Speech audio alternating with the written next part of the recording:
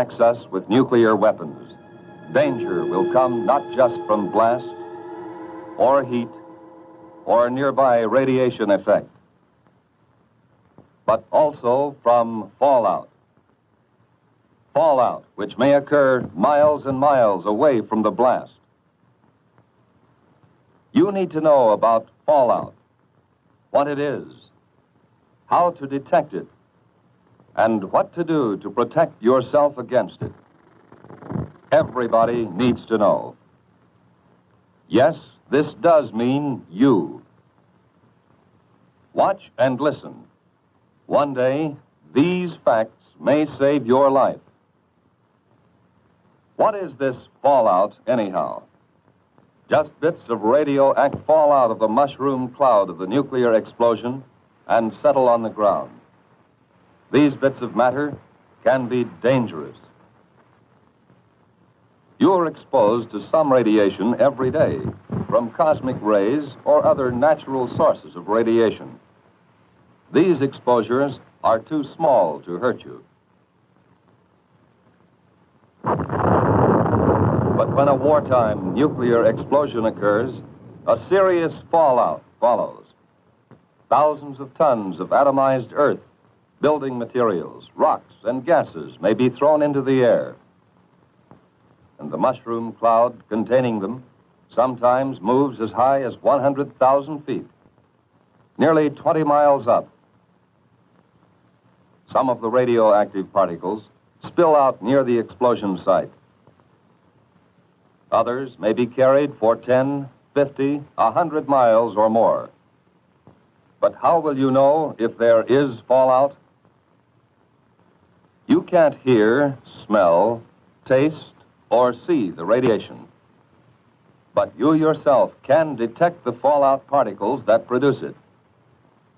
The easiest time to do this, without special instruments, is when the fallout is settling through the air. This starts any time from about 1/2 hour to several hours after the explosion, depending on how far away you are. And it continues to fall for an hour or longer. Usually, you can see the fallout.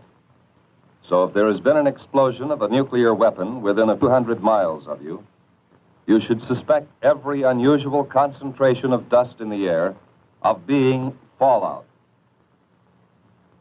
After an explosion in daylight, watch any unusual accumulation of dust. At night, put a white or light-colored plate outside. Examine it every 15 minutes or so. If dust is accumulated on the plate, treat it as fallout. The particles in that fallout behave like miniature X-ray machines, sending out radiation in all directions.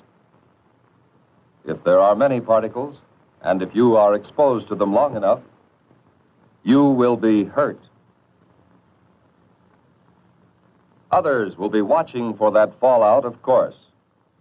Experts will estimate the probable path and speed of approaching fallout and try to keep you posted. But it may come before you hear any details by radio or otherwise. You must take precautions, whether you hear their reports or not.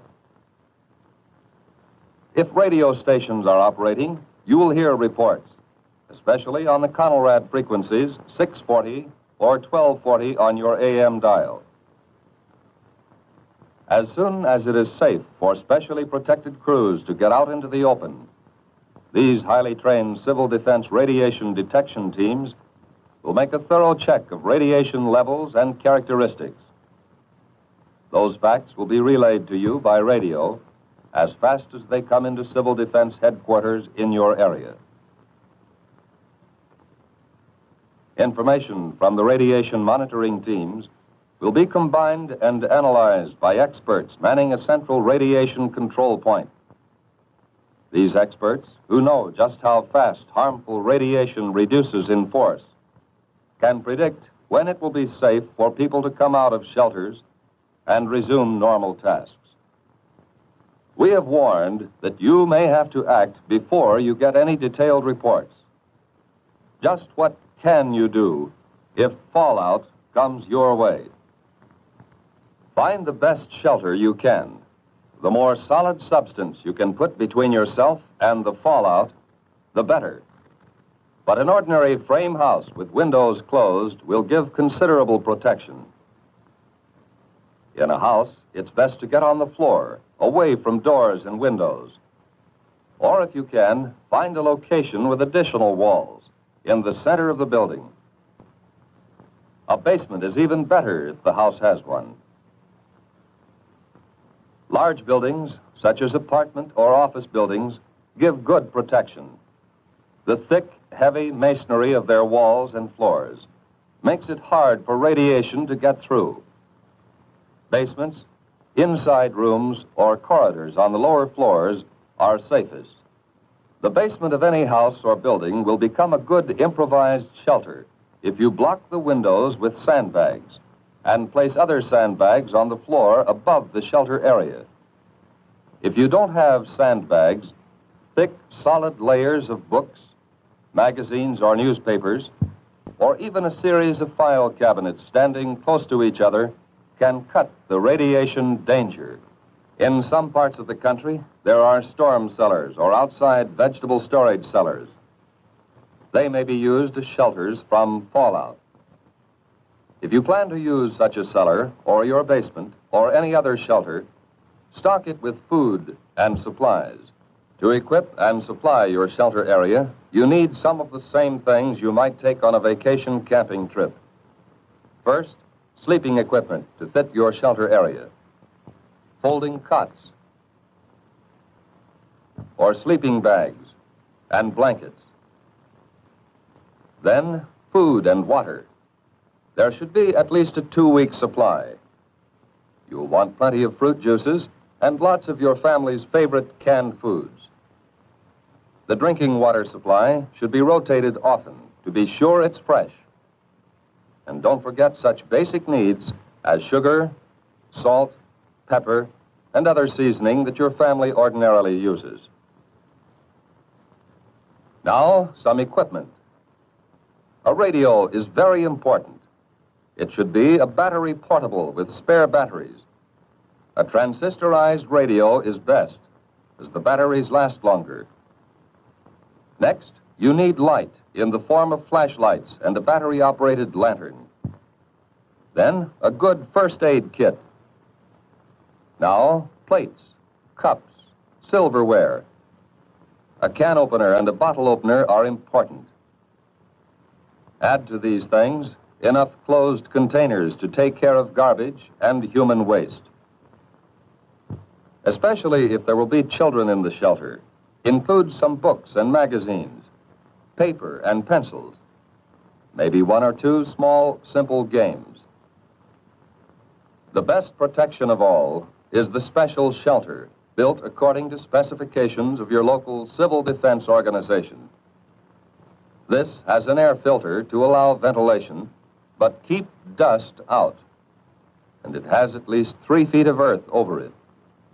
It would be a good idea to go right now to your local civil defense office to secure plans for the type of shelter you want, and then to get busy on construction. Plans are simple, using standard materials. So maybe you can do the job yourself. But all this special shelter talk won't help very much if you are caught way out on the open road. If that happens, keep driving until you see a building, which may be a house or barn, church or school. Drive as close to the building as you can. Then get yourself and your family out of the car and take cover in the building.